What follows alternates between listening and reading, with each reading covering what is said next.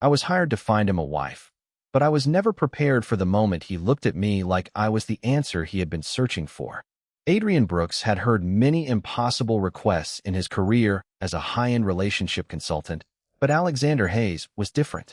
Most clients wanted romance. Alexander wanted a solution, a 90-day deadline, a carefully prepared contract, and a family expecting the future CEO of Hayes International to finally choose a partner. Adrian had built his reputation on finding connections other people missed, but even he questioned whether anyone could find love for a man who clearly did not want to be found. The first time Adrian entered the Hayes International headquarters in Manhattan, he expected arrogance. He expected an alpha with a long list of demands, a powerful family name, and no patience for anyone who challenged him.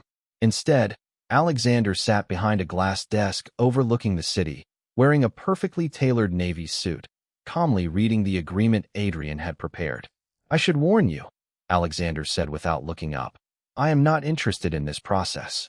Adrian placed his portfolio on the desk and smiled. "That is unfortunate, because I am very interested in completing it." Alexander finally looked at him. Gray eyes, calm expression, the kind of confidence that made most people lower their voices without realizing it. Adrian refused to be impressed. "Your family hired me to find someone compatible. I am not here to convince you to enjoy dating. I am here to collect information, analyze options, and save everyone involved from another awkward family dinner." A small pause followed. "You make it sound romantic," Alexander said. Adrian raised an eyebrow. "I am a professional. Romance is not required."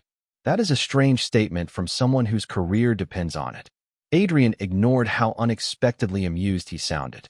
He opened the questionnaire. "I have 60 questions." Alexander looked at the pages. "No." Adrian blinked. "That is not one of the available responses. It is mine.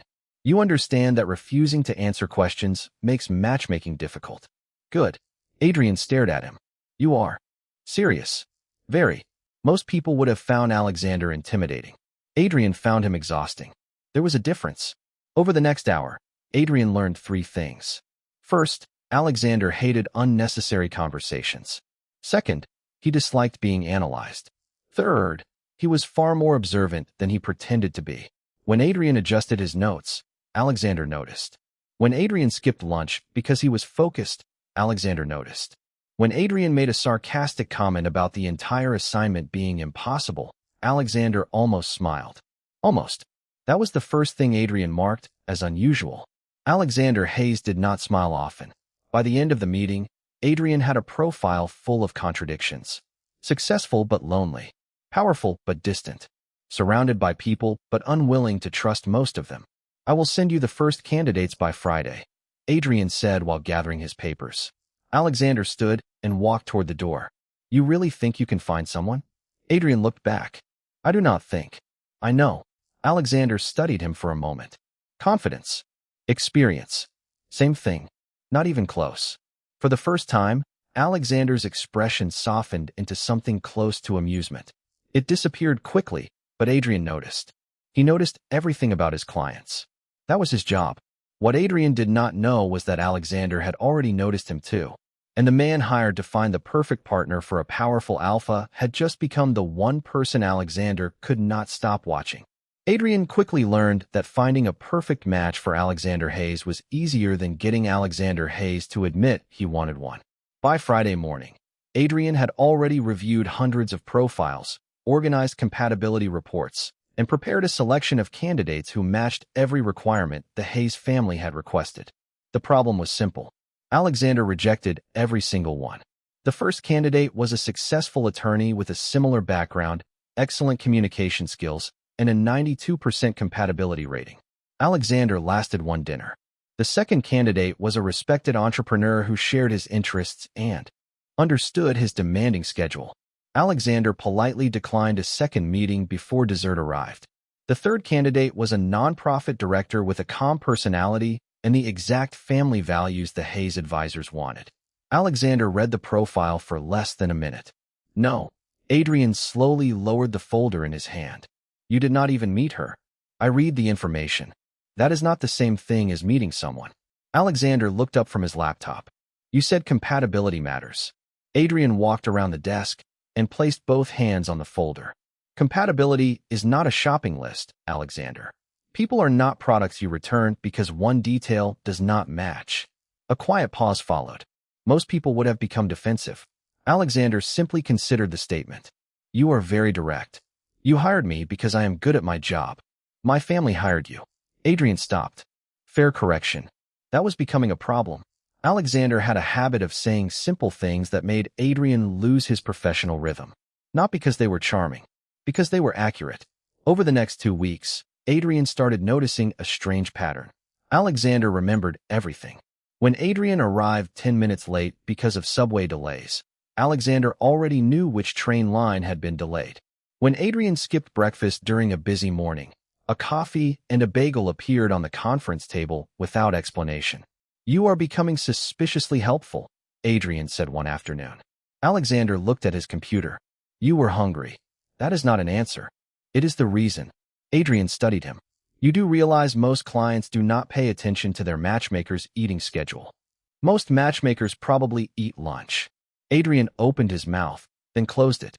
Unfortunately, Alexander was right. Again, Adrian added another note to his private observations. Alexander Hayes was impossible, but he was not careless. He was not arrogant. He was not the emotionless alpha everyone described in business magazines. He noticed things, small things, quiet things, things most people ignored. That should have made Adrian's job easier. Instead, it made everything more confusing. One evening, Adrian arrived at Alexander's office with another candidate profile. The city lights reflected against the glass walls as Alexander reviewed the information. Her compatibility score is 95%, Adrian said. She is independent, intelligent, and shares your long-term goals. Alexander closed the file. No. Adrian sighed. I am starting to believe you enjoy saying that word. I do not. You are very convincing. Alexander looked at him for a moment. What about you? Adrian froze. What about me? You always describe what I need. Alexander tapped the profile. You never describe what you think I want. Adrian laughed softly. Because my opinion is irrelevant. Why? The question was simple. That made it harder.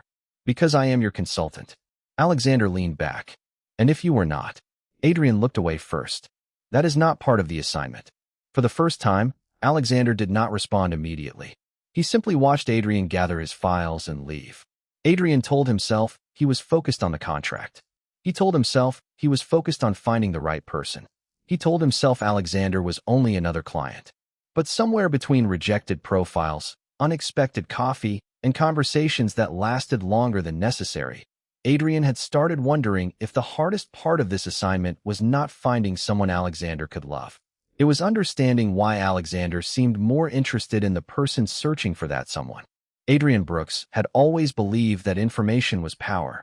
A person's favorite coffee, their nervous habits, the way they answered simple questions, all of it revealed something important. That was why he was good at his job. He could look at a profile and understand the person behind the numbers. What Adrian did not understand was why Alexander Hayes had become the first person he could not analyze. 2 weeks after their first meeting, Adrian found himself sitting across from Alexander in another late-night strategy session, surrounded by candidate profiles that had all somehow failed. I have a question, Adrian said. Alexander looked up from his laptop. That sounds dangerous. Do you actually want to find someone? The question stayed between them. Alexander did not answer immediately. My family wants me to. Adrian closed the folder in front of him. That was not my question. The city lights reflected across the glass office walls. For a moment, Alexander looked less like a CEO and more like someone who was simply tired. I want to stop disappointing people. Adrian was not expecting that answer. Most people saw Alexander Hayes as untouchable. The alpha CEO with the perfect reputation. The man who could enter a room and change the entire atmosphere without saying a word. But sitting there after midnight, Alexander looked like someone carrying a responsibility he never asked for. Adrian softened slightly. You know, there is a difference between finding a partner and finding someone who makes everyone else happy. Alexander studied him. You understand that difference?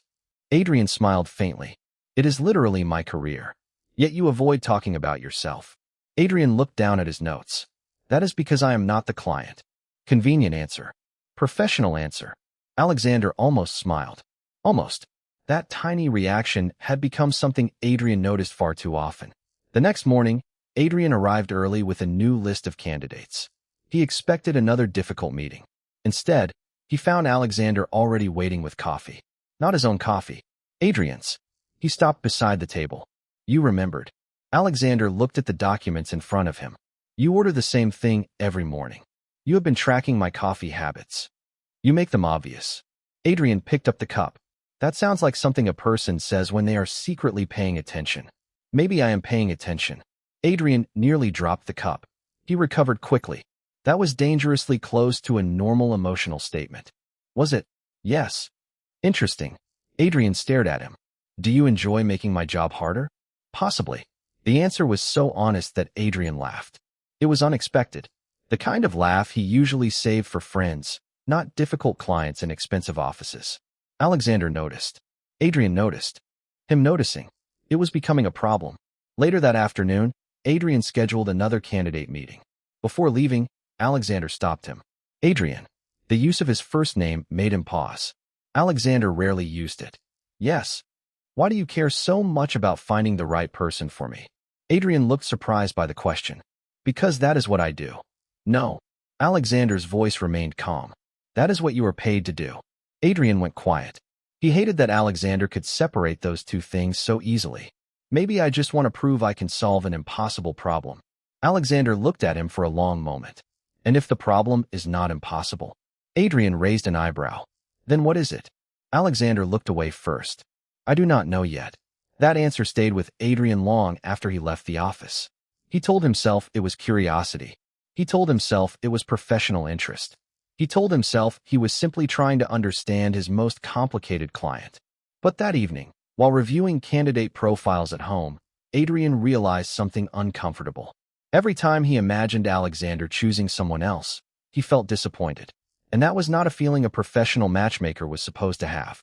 Adrian Brooks had handled hundreds of awkward conversations in his career, but none of them prepared him for the silence that followed when Alexander Hayes asked a simple question. What are you looking for? Adrian had expected the question to be about the candidates, their personalities, their compatibility, their future with Alexander. Instead, Alexander had asked it while looking directly at him. Adrian immediately reached for the safest answer. A suitable partner for you. Alexander leaned back slightly. That is not what I asked. Adrian hated when people noticed things too quickly, especially when that person was Alexander. You are my client. That does not answer the question. The conversation ended there, but the question followed Adrian for the rest of the day.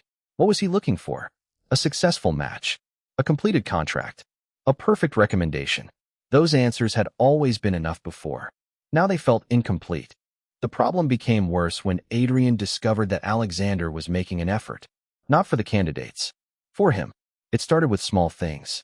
A chair moved away from the cold air vent because Alexander remembered Adrian disliked being uncomfortable during meetings.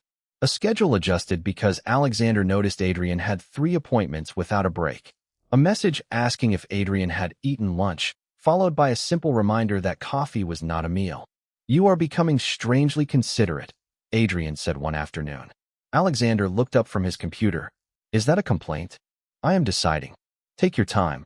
Adrian smiled despite himself. You realize most people do not know how to respond when someone compliments them. I did not compliment you. You remembered my lunch schedule. That is observation. That is a very CEO way to avoid admitting you care. Alexander became quiet. Adrian immediately regretted saying it. Not because it was wrong, because Alexander did not deny it. The following week, Adrian arranged another candidate meeting. This one was supposed to be different. She was intelligent, confident, and perfectly aligned with Alexander's lifestyle.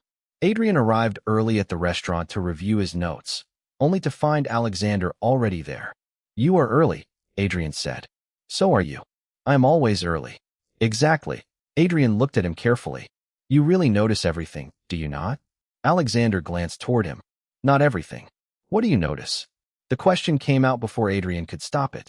Alexander paused. Things that matter. Adrian looked away first. That answer was far too simple. Far too honest.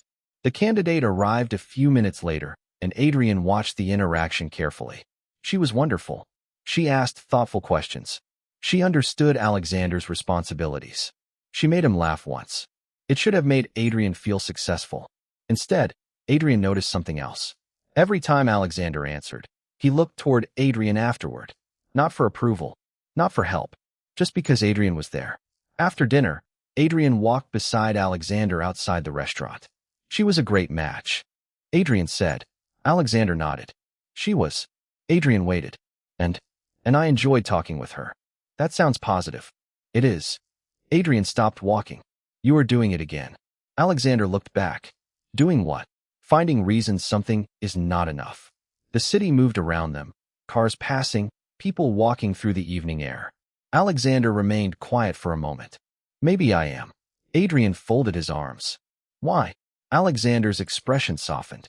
Because every time I imagine a future with someone else, I keep noticing who is missing. Adrian forgot his prepared response. The professional answer. The clever answer. Any answer. For once, he had none.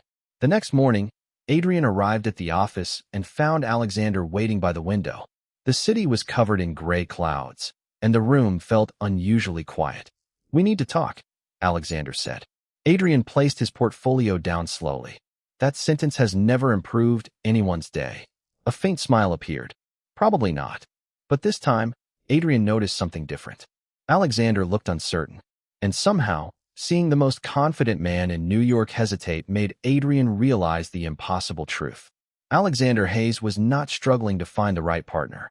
He was struggling to admit he had already found someone. Adrian Brooks had spent years helping other people recognize their feelings, but he had never been good at recognizing his own. That became painfully obvious the morning he walked into Alexander Hayes' office and found himself hoping the meeting would last longer than necessary. A professional matchmaker should not think that way. A professional matchmaker should focus on the client, the candidates, and the contract. Adrian repeated those facts several times while placing the latest profile folder on Alexander's desk. I found someone, Adrian said. Alexander looked up. That sounds serious. She is exactly what your family wanted. Adrian opened the folder. Successful career. Independent. Strong communication skills. Similar lifestyle. She understands the pressure that comes with your position. Alexander listened quietly. That was the problem. He always listened. He never interrupted. He never dismissed Adrian's ideas. He simply absorbed every word and somehow made Adrian more aware of every emotion he was trying to ignore. Her name is Clara Mitchell, Adrian continued. She is probably the closest match I have found. Alexander glanced at the profile. You like her? Adrian hesitated. I think she is a good match. That was not my question. Adrian sighed. You are becoming very annoying at asking questions you already know the answers to. A small smile appeared on Alexander's face. You taught me to pay attention. Adrian looked away before Alexander could notice how much that affected him. The dinner with Clara was scheduled for Friday evening. Adrian told himself he was excited because his biggest assignment might finally succeed.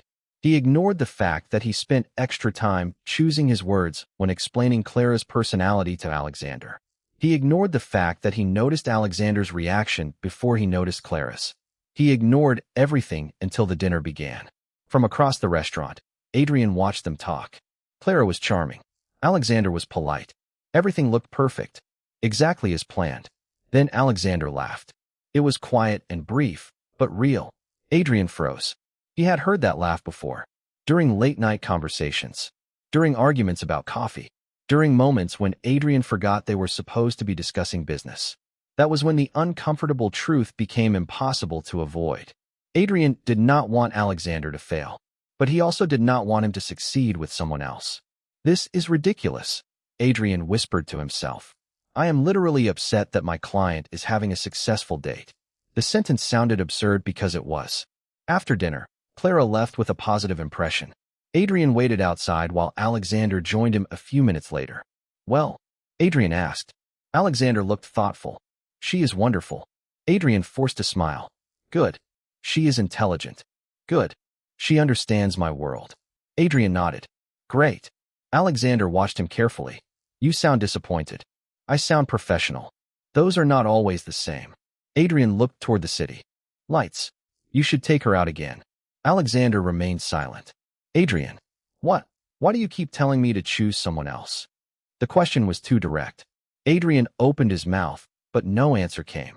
Because every answer sounded dangerous. Because saying the truth would change everything. Because he had spent his entire career helping people find love while convincing himself he did not need it. Because that is what I was hired to do, Adrian finally said. Alexander looked at him for a long moment. Right. The word was quiet. Too quiet. The next few days became strangely difficult. Alexander continued meeting with Clara, but something felt different.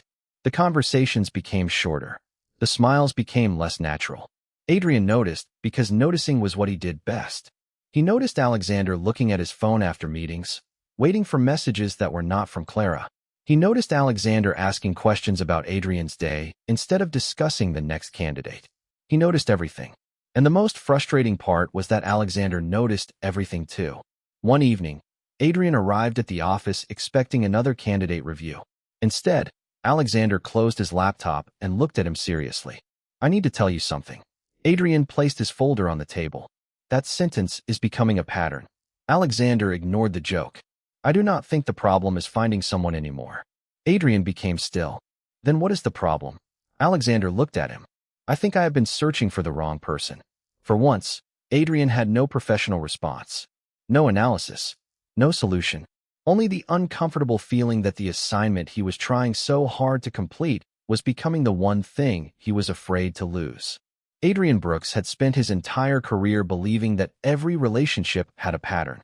Every person had preferences, habits, values, and expectations that could be understood with enough information. That was why he was successful. Love was complicated, but people were predictable.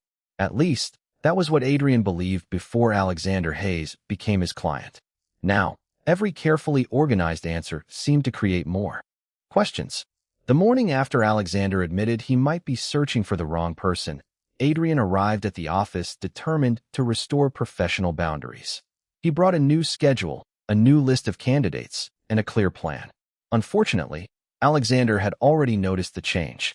You are avoiding eye contact, Alexander said. Adrian looked up from his tablet. I am working. You are usually better at pretending. Adrian stared at him. Was that almost a joke? Possibly. Interesting. Your personality continues to appear at inconvenient times. Alexander's expression softened slightly. Adrian. The way he said his name made Adrian pause. We need to discuss the contract. Immediately, Adrian's professional instincts returned. If there is a problem with the candidate process, I can adjust the schedule.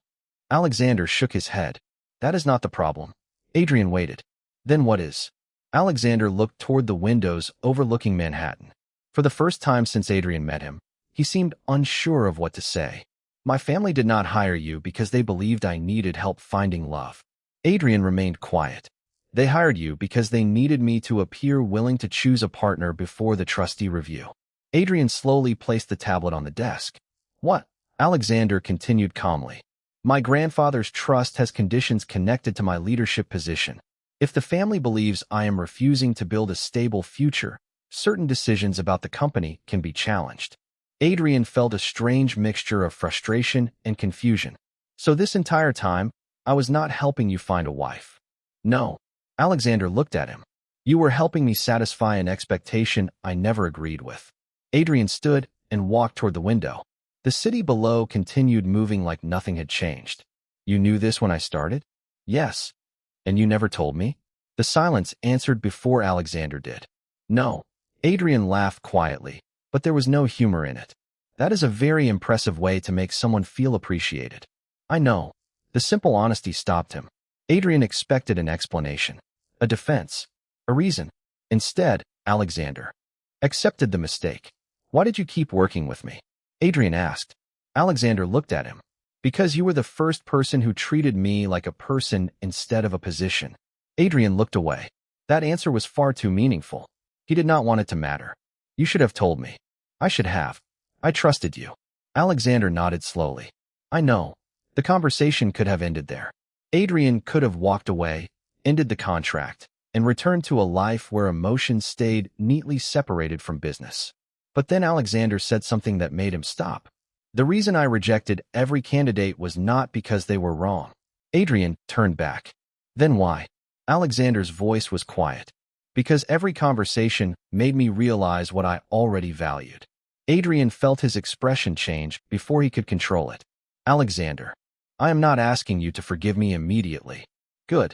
Adrian folded his arms. Because I am still annoyed. That is fair. Very annoyed. Also fair. Adrian tried not to smile. He failed slightly. Alexander noticed. Of course he did. You are impossible, Adrian said. You have said that before. Because it remains true. For the first time in days, the tension between them felt lighter. But the truth was still there. The contract had started with a business arrangement. Adrian had been hired to solve a problem. Alexander had been expected to choose someone. Yet somewhere along the way, the assignment had changed into something neither of them planned. Adrian picked up his tablet. I need time to think. Alexander nodded. Take it. No arguments. No. No convincing speech. No. Adrian looked at him carefully. You are making this difficult. Alexander tilted his head slightly. How? Adrian took a breath.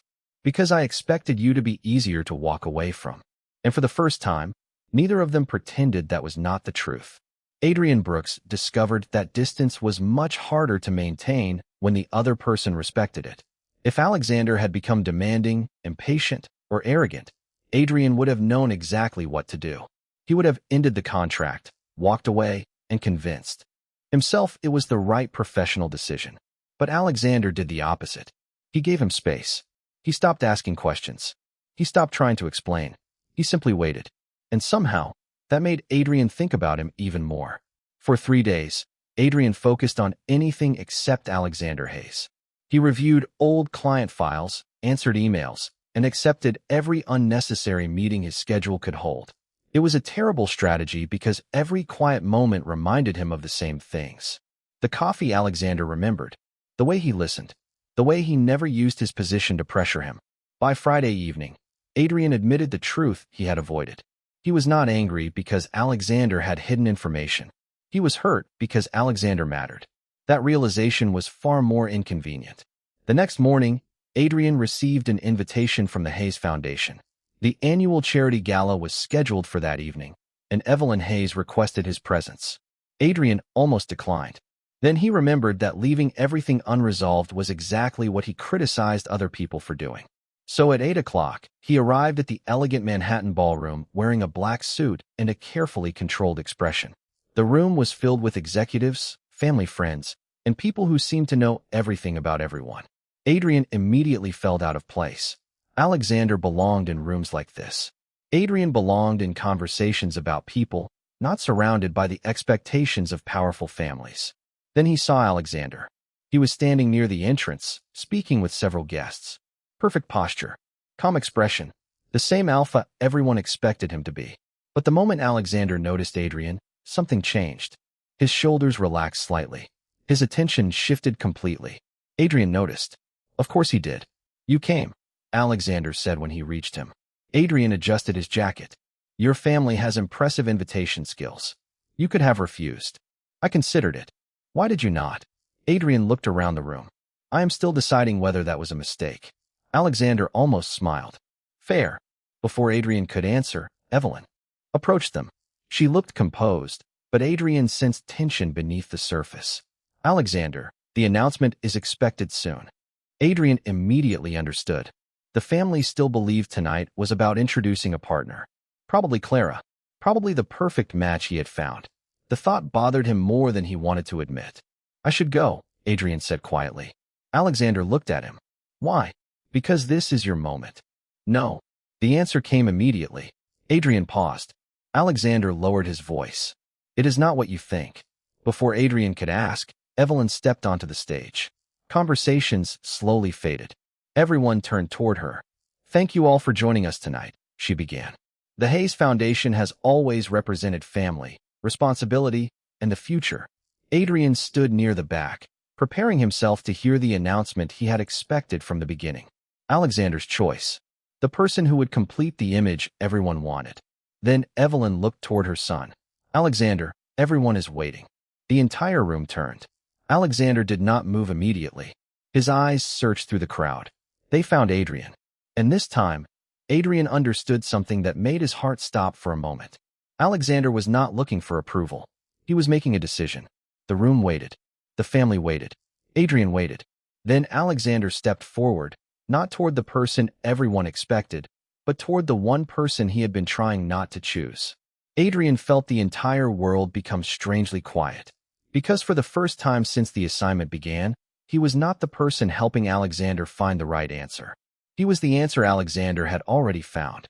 The entire ballroom became silent as Alexander Hayes stopped in front of Adrian Brooks.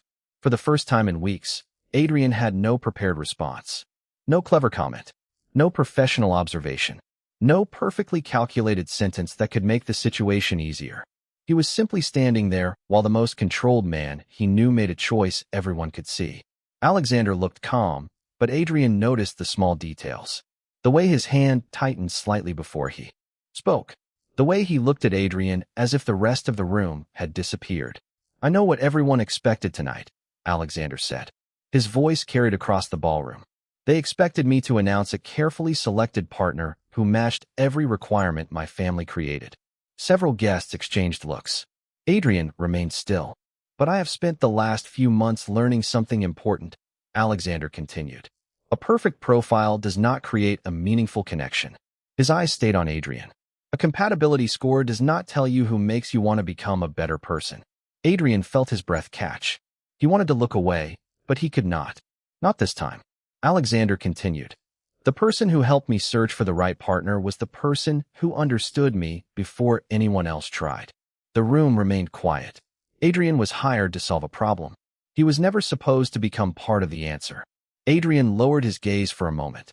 The words were impossible to ignore. But there was something even more important than the confession itself. Alexander was not claiming him. He was not using his alpha status to decide anything. He was simply telling the truth. Evelyn stepped closer after a moment. "Alexander, you understand the consequences of this choice?" "Yes." "The trustees may question your decision." "Yes." "The family may not accept it immediately."